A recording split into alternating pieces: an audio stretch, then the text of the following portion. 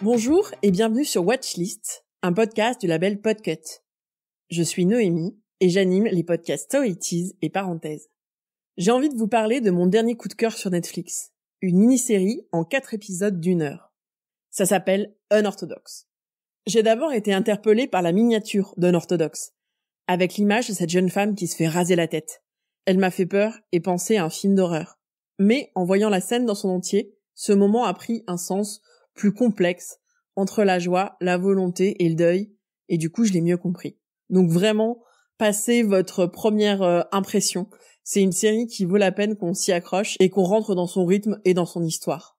Dans Unorthodox, on suit une très jeune femme de 19 ans, Esther, plus souvent appelée Etsy, qui est à la fois frêle, discrète, mais aussi déterminée.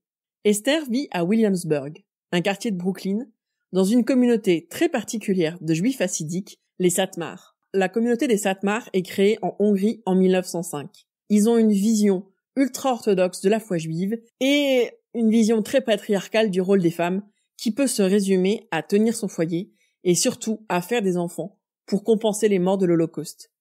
Cette idée parcourra l'ensemble de la série. Le spectre de l'Holocauste plane dans toutes les scènes, que ça soit à Williamsburg ou à Berlin. Etsy aime la musique, passionnément, le piano notamment. Elle en joue, alors que chez les Satmar, les femmes n'ont pas la possibilité de jouer en public d'un instrument. On découvre petit à petit ce monde de Williamsburg, ses traditions, les femmes en jupe longue et perruque, les hommes perpétuellement en noir et surtout la langue.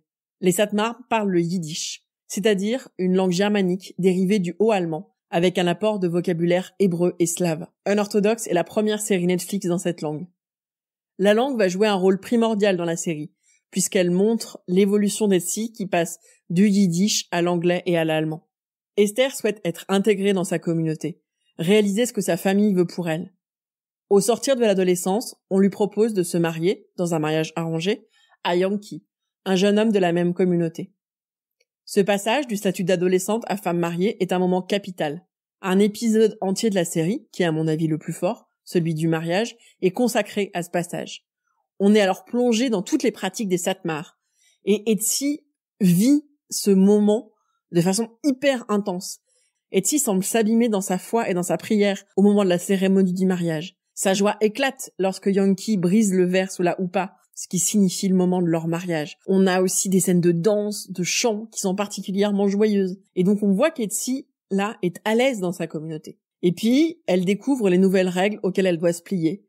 Le mikvé purifiant après les règles, le fait de ne plus pouvoir montrer ses cheveux, ce qui renvoie à la scène dont je parlais au début, Salon Luton, ses longs cheveux bruns, et surtout, la pression de la maternité. Cette question et celle des rapports sexuels deviennent une obsession dans le couple Yankee-Esther. Tout le monde ne fait que parler de ça, y compris sa belle-famille et sa belle-mère.